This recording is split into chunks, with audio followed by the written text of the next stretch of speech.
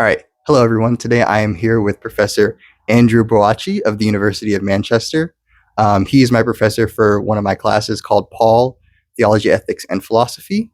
Just a bit of background about him. He got his PhD from the University of Manchester in 2013, and he has been working in academia for about 13 years now. So I'm very honored to have him here. Thank you, Andrew. Happy to be here. All right. So just to start off, you got your bachelor's degree in medical biochemistry, and it's a lot different from New Testament studies. What Yeah. what got you interested in studying the New Testament, and then why did you decide to pursue a PhD in the field? Yeah, so I come from a sort of West African background where if you're not doing science or engineering, you're basically a waste of space. Um, I went into medical biochemistry, and my plan was to go into cancer research. I wanted to do an MSc in immunology and go into cancer research. But then I started working in youth ministry for a little bit, and my role changed, and I was being asked to do a lot more teaching. And so I wanted to get some formal education. So I then did an undergraduate degree in theology and a master's in biblical studies. And I just found myself really enjoying it. So I kind of almost fell into the PhD, to be honest. I had no intention of doing it, but I had come out of full-time church ministry previously, and I did my PhD full time, and then started working originally at a university in Leeds. Okay. And then got the role at Manchester. Been here since 2016. Okay. Wow, very nice. And then for your dissertation, you wrote about how the resurrection of Jesus has been marginalized in the study of Galatians. What influenced your decision to choose that topic, and then what was the process of writing the dissertation like? Yeah, my interest has always been in the origins of ancient Christianity and in how the ancient Jesus movement understood, perceived of, and described their identity. And as I started rummaging around looking for any sources to explain that, it's a big sprawling field, ancient identity construction. And so I kind of zeroed in on what the resurrection had to do with identity. Because here you have this foundational event within the ancient Jesus movement, really the event around which the entire movement revolves. And I wanted to understand what that had to do with who Christians thought they were. And because Galatians deals so extensively with identity in terms of Jewish identity, Gentile identity, and what that means in a theological context, that's where I wanted to pursue it. But all the scholarship seemed to make out as if the resurrection was a minor issue in Galatians. It's sort of important, but sort of as white noise, as background noise. But then as I got more familiar with the text, it was clear to me that there was a number of places where Paul would use the imagery of life emerging from death. And that to me was the key. There is the resurrection theology in Galatians. And in fact, here's what it turned into. This book, Death and Life, which is the published version of my doctoral thesis, which, it looks at resurrection in sort of conceptual terms. So that notion, I think, of life emerging from death made a major impression on Paul because of his experience with what he believed to be the risen Christ. And what got you interested in studying Paul in the first place? Why not the Gospels or the historical Jesus or something like that? I mean, I've looked into all of those things, but my fascination with Paul is just on the grounds that he is just an immensely controversial figure, one who I think has been seriously and serially misunderstood. And also because I think in many ways his message was so different from Jesus, right? Jesus came to, in some sense, create some kind of internal revolution within the boundaries of Israel, within the boundaries of Judaism. And that revolved around this idea of the kingdom of God. Paul makes very sparse reference to the kingdom of God, and when he does, he tends to think of it in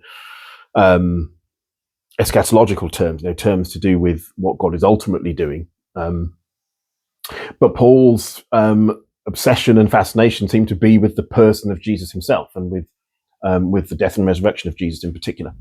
So it always fascinated me how someone who was, he was Jewish, he was always Jewish. Paul was never anything other than a Jew.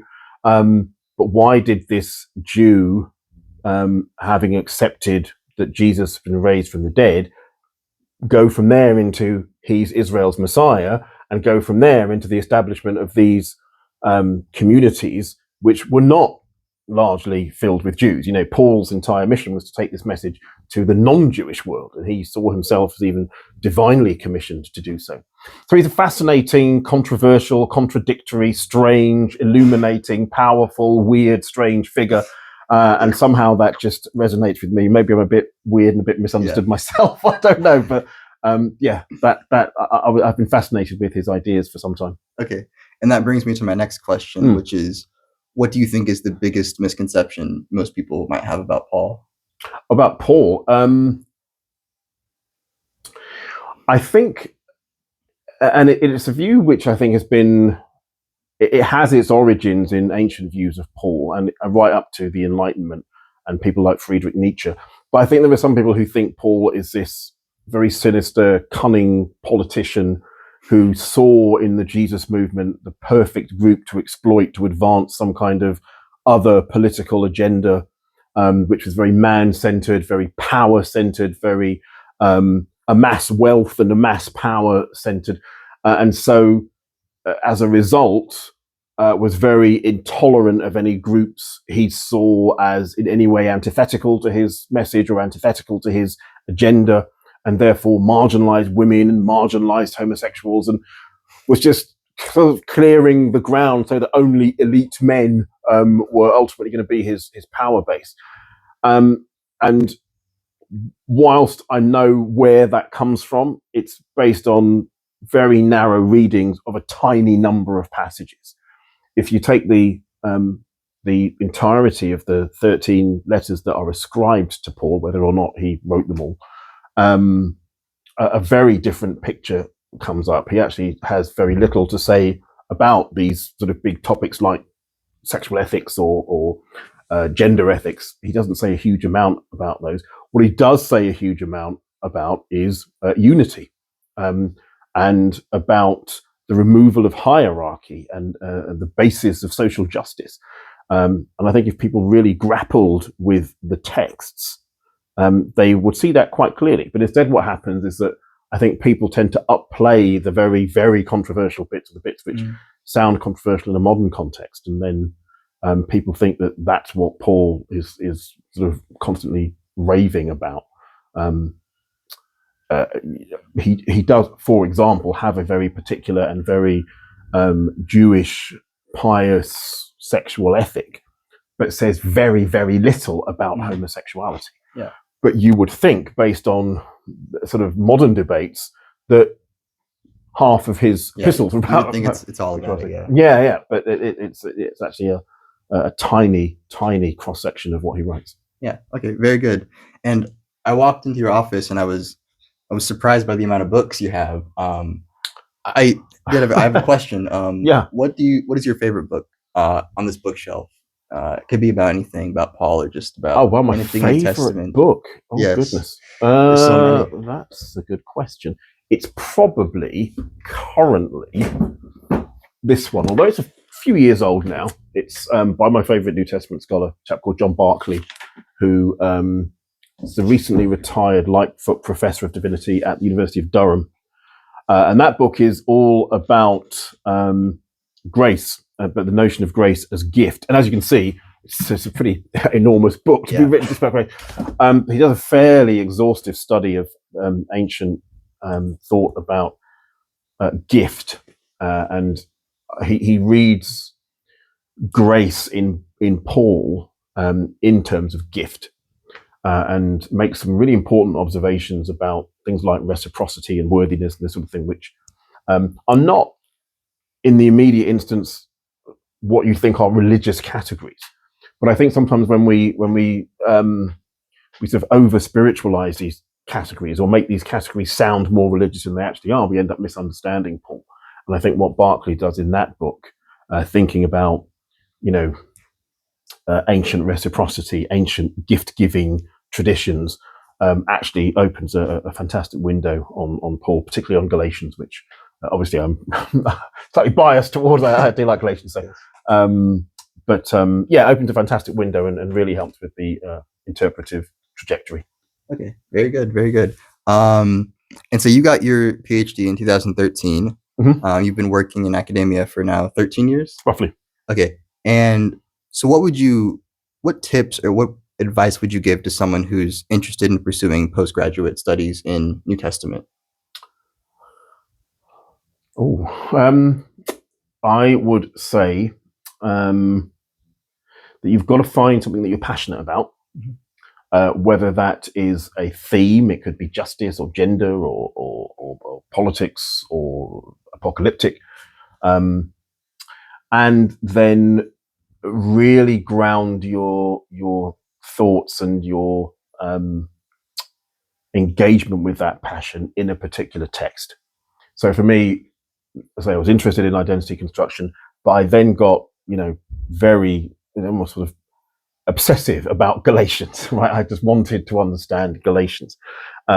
So I spent ages just reading the Greek text of Galatians and trying to filter my way through all the difficulties in it, etc. And so that's I think the main starting point is what are you passionate about, and oftentimes the thing that you're passionate about will it won't necessarily be a sort of theological category or even something terribly religious. It'll be something to do with how you show up in the world. It will be to do with something like the pursuit of justice or social equity or economics, economic disparity in the world or something. And there'll be something in the New Testament, whether it's, Jesus's attitude towards the poor or how the church functioned to try to combat poverty or to provide justice for marginalized classes. That becomes a hook, which then I think embeds you in a text. And then when you really start to get your mind around that text, you really sort of develop a passion for something which you can then pursue. And of course, the thing about postgraduate study is that ultimately you want to hit upon some kind of an idea, right? Something which hasn't been explored or hasn't been explored in a particular way before. So when you go on to, if you go on to doctoral research, then you can, really explore something quite uncharted, which is what I hope I did with Galatians. And, still to this day, I mean, as I say, I completed my PhD 13 years ago, but in my writing today, I'm still developing ideas which were sort of pertinent to my original idea. So, okay, yeah. And this is a question that I've actually had for a long time, just more generally about New Testament studies. Mm-hmm. What has been more helpful to you when trying to understand a particular letter or just a topic with the New Testament? Has it been reading the Greek text, or is it kind of combing through the secondary literature and seeing what other scholars have to say? What's more beneficial for you when you're trying to understand Galatians? Is it reading what other scholars think about Galatians, or is it getting into the Greek and trying to do your own study? Yeah, this has kind of changed for me, and particularly as I've been teaching, because I think I was paranoid of students saying wacky stuff when they were writing that I really wanted to ground them in the secondary literature, right? So just in case they started going off on ridiculous tangents in the book of Revelation or whatever, I wanted them to make sure that they knew what commentators were saying, what people who've been studying these texts for years and studied them academically were saying, so that it would put some contours around their thinking.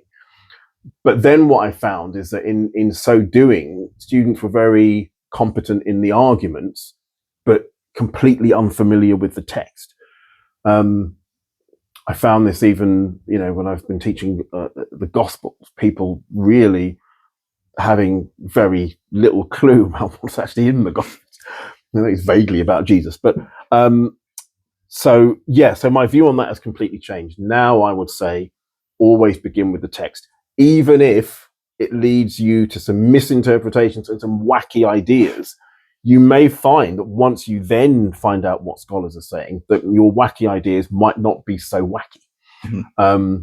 No, they might even prove wackier than you originally thought. But yeah, I would definitely start with the text. And look, not everyone. I think if you're going to do postgraduate study, then you do need to have a handle on biblical languages. But if you only read the text in English, read the text in English. Most English translations are reasonable, minor problems here and there, but generally English translations are as faithful to the text as they can be. And the standard text, the New Revised Standard, the New American Standard, the New International Version, they're all reasonable. So just have a grounding in the English version of the text. But I think once you do that, then the scholarly literature makes an awful lot more sense, and you can kind of, ground yourself in the sort of scholarly orbit a lot more easily. Okay, really good. Last question. Mm-hmm.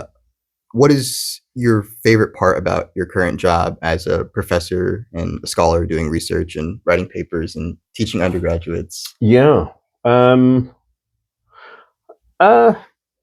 mean, the only part of my job I really don't like is admin. Now, we're not a huge department at the University of Manchester, so I have to wear a number of different hats. I'm the admissions tutor, and I oversee a couple of smaller colleges who have their degrees validated by the University of Manchester, so I have to make sure that they behave themselves.